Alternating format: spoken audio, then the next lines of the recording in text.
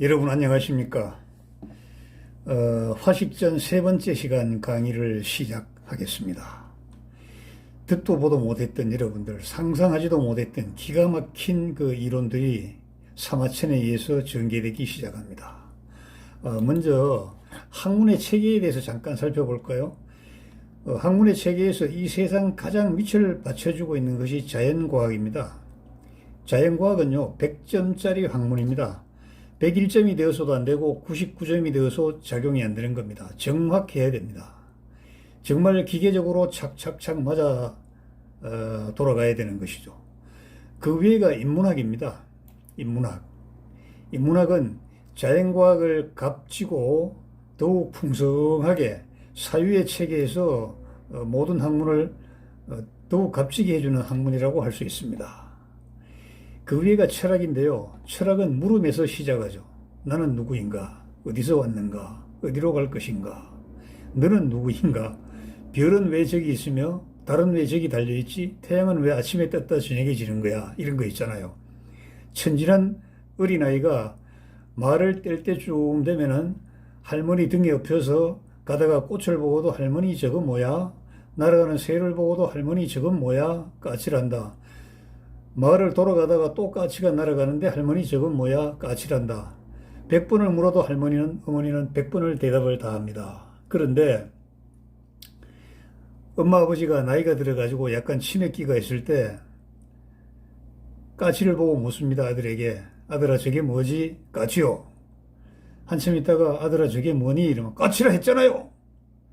또 물어요. 치매니까. 아니 까치도 몰라요. 막 이렇게 덤벼드는 거예요. 이것이 자식을 향한 부모의 마음과 부모를 향한 자식의 마음이 이렇게 차이가 나는 겁니다. 그리고 철학 외에가 신학이죠. 사실 신학은 버려야 되는 학문입니다. 많은 사람들이 신에 대해서 연구를 합니다만은 아무 소용이 없습니다. 그리고 가장 위가 창조적 관점에서 학문인데 그것을 이제 성경이라고 합니다. 여러분들은 동의하거나 동의하지 않는 분들이 아마 반반 정도 갈릴 겁니다. 오늘 화식전 세 번째 시간입니다. 한번 계속 진행을 해 보겠습니다. 사마천이 인간의 본능적인 욕구에 대해서 설파를 했습니다. 그래서 이 본능적 욕구를 달래고 본능적 욕구를 잘 어루만져 가면서 나라를 정치를 해야 되는데 과연 어떻게 해야 되느냐 거기에 대해서 또 설명을 했죠. 사마천이 설명을 아니할 리가 없죠. 자, 여기에 대해서 설명을 했는데 한번 보겠습니다. 고로 자고로 선자는 가장 선한 것이라는 것은 가장 선한 통치는 인지하고 이치에 따르는 것이고 원인과 결과에 따르는 것이고 기차는 그 다음은 이도지하는 것이고 이익을 주어서 다스리는 것이며 또 그 다음은 교회지하고 가르치고 바로 잡아주는 것이며 또 그 다음은 정제지하며 법규를 통해서 다소의 강제를 통해서 가지런히 하는 것이며 최하자 이 정말 중요합니다. 이 최하자 이거 정말 중요합니다, 여러분. 이것 때문에 사마천이가 이제 의문이 아니고 죽음을 당했습니다. 정확한 기록은 남아있지 않는데 이것 때문에 이제 사마천이 죽음을 당했습니다. 최하자는 뭐냐 하면은 여지쟁이라. 최하자는 여지쟁이라. 백성들과 더불어 싸우는 사람들이다. 백성들과 이익을 다투는 그 지도자를 가장 그 최악의 졸렬한 지도자라고 한다. 이제 그런 뜻입니다. 자, 그 당시에는 복비제가 있었습니다. 복비제란 것은 마음속으로 황제를 그 흉보거나 황제에게 불만만 가지고 있어도 사형을 당하는데 흡사 우리 태봉의 궁예같이 관심법이라는 것을 가지고 이놈하고 이제 죽이는 거죠. 최하자 여지쟁이란 이 정말 6글자가 사마천이의 그 목숨을 앗아가 버립니다. 대단히 참 슬픈 역사를 가지고 있습니다. 자, 한번 제가 풀이를 해놓은 설명서를 한번 보겠습니다. 고로 선자는 인지하고 기차는 이도지하며 기차는 교회지하고 기차는 정제지하고 최하자 여지쟁이니라. 최하자 여지쟁이니라. 예로부터 가장 바람직한 지도자는 순리를 따르는 것이며 순리를 따라서 정치하는 것이며 이렇게 되겠죠. 순리를 따르는 것이며 그 다음 있죠. 그 다음은 이익을 주어 이끄는 것이며 이익을 주어 그 다음은 가르치고 깨닫게 하며 그 다음은 법규로 다스리는 것이고 가장 나쁜 지도자는 백성들과 이익을 다투는 자이다. 이 당시 지도자가 누굽니까? 한나라 무제입니다. 한나라 무제. 한무제는 중국 역사상 고대 중국 역사상 가장 그 넓은 그 강토를 개척한 사람입니다. 우리 역사에도 한사군 설치하고 이런 기록이 남아 있지 않습니까? 그래서 한무제는 영토를 가장 넓게 확대한 그러한 치적을 가지고 있지만은 그로 인해서 수없는 전쟁을 해야 됐고 헤아릴 수 없는 계량할 수 없는 많은 사람들을 전장에서 죽게 했습니다. 그리고 북방의 그 흉노족을 토벌하러 주로 다녔는데 흉노란 것은 사마천에 의하면은 그 흉노 열전에 따르면은 같은 민족이었다. 같은 민족. 그래서 북방에서 떠돌아다니게 할 것이 아니고 사람들도 없는 양자강 이남의 넓은 땅으로 이주해서 농사를 짓고 살게 하면 되는데 왜 그렇게 이제 정보를 하러 다니느냐. 그리고 정보를 해도 남는 실익이 하나도 없다. 왜냐하면은 이놈들 이제 잘 알았지. 그리고 내가 후한 상품을 내릴 테니까 잘 먹고 잘 살아. 그리고 다시는 침범하면 안 돼. 이렇게 얘기하잖아요. 원래 그 중국 변방의 나라들은 중국과 교역을 통해서 조공 무역을 통해서 어마어마한 이익을 얻었습니다. 고구려 시대만 해도 중국에서 우리 돈 없어 제발 좀 사신 오지마 해도 아닙니다. 우리 큰 나라에 가서 우리가 조공을 바쳐야죠 하고 조공을 100개 가지고 오면은 돌아올 때는 예를 들면 1000개를 가지고 온다. 이렇게 이제 그런 기록이 있죠. 지금 중국이 뭐 경제도 부실하면서 아프리카 지역계국 다니면서 통 크게 막 펑펑 원조하지 않습니까?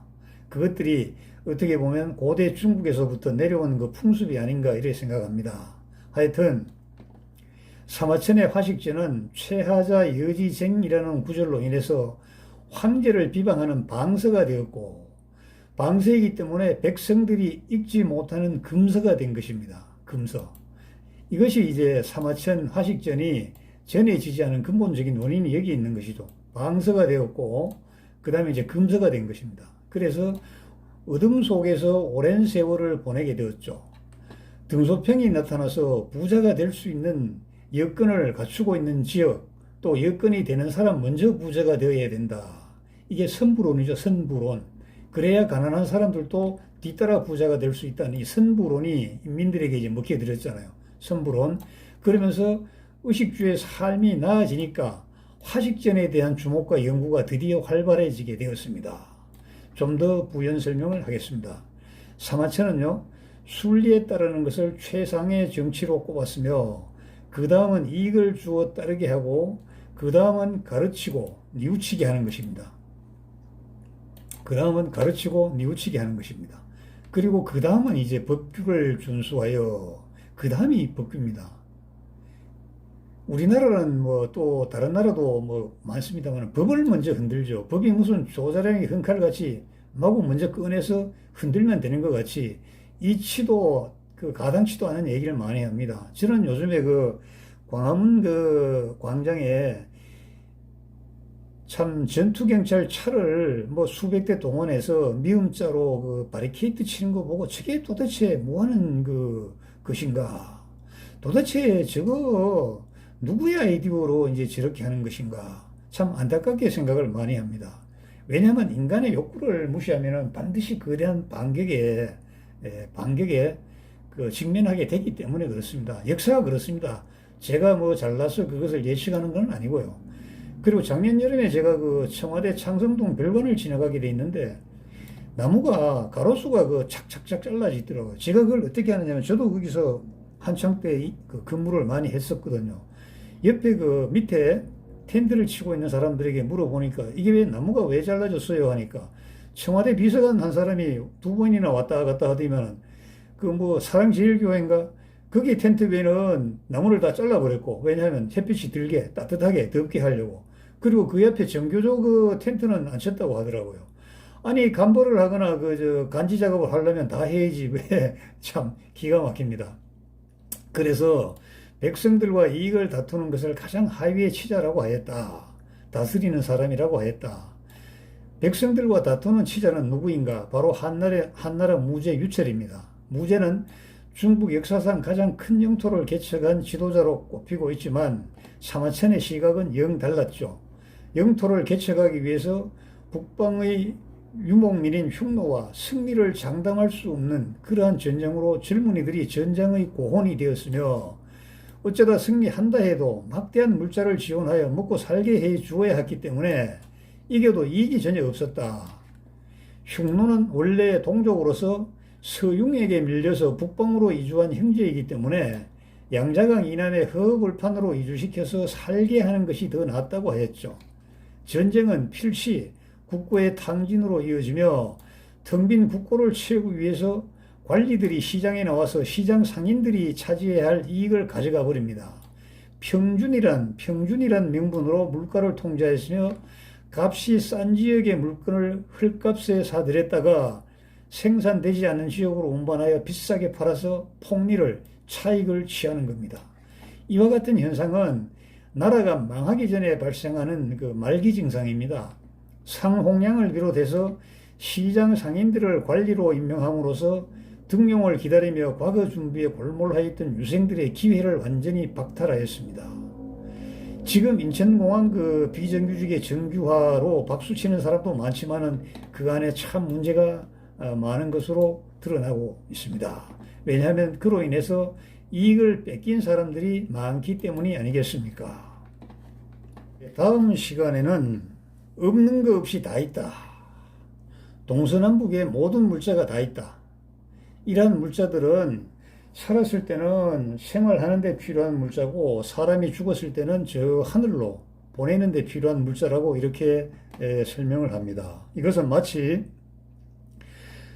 바둑 반상 위에 바둑돌을 펼쳐 놓은 것 같이 여기저기에 상품이 생산되기 때문에 이것은 이제 현대적으로 설명하자면 지역별로 특화된 그 상품이 있고 특화된 상품을 가지고 비교 우위에 거래를 하는 거 여기에 대해서 사마천은 설명하고 있습니다. 다음 시간에 뵙겠습니다. 감사합니다.